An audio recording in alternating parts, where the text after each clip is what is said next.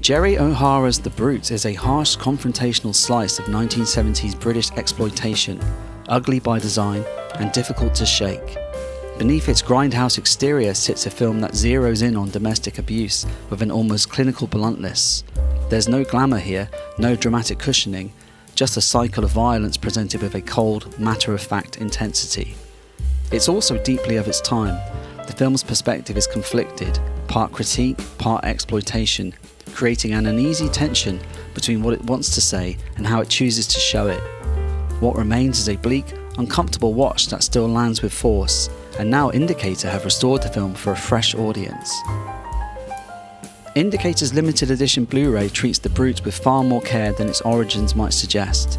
Sourced from a new 4K of the original negative, the presentation is clean but resolutely filmic, retaining the grit, texture and muted palette that define its look. Grain is stable, detail is consistent, and the encode holds up under scrutiny.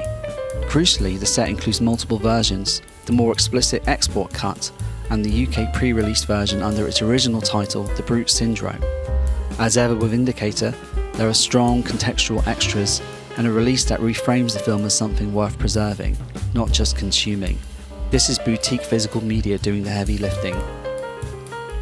The story follows Diane, a successful model trapped in a violently abusive marriage to Teddy, a wealthy, respected man whose public image masks something far darker.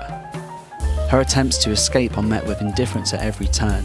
Friends, institutions, society itself, no one wants to intervene.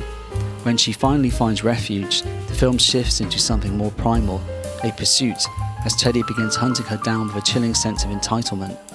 O'Hara directs with a detached, almost observational style. There's no attempt to stylize the violence, it's presented plainly, which makes it harder to process and harder to dismiss. Sarah Douglas anchors the film. Her performance carries a quiet resilience that cuts through the material, grounding it even as the film veers into exploitation territory. And that tension never disappears. The film condemns abuse, but still leans into nudity and sensationalism in ways that undercut its message. It's a contradiction baked into the era.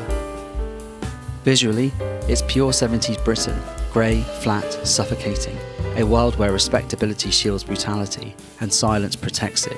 The real horror isn't just Teddy, it's how easily he exists within the system. The Brute isn't an easy watch, but it hits hard. Indicator delivers the definitive version of a film buried deep in the darker margins of British cinema, presented with a level of care that demands attention. Some films entertain, this one confronts, and for collectors, it's essential.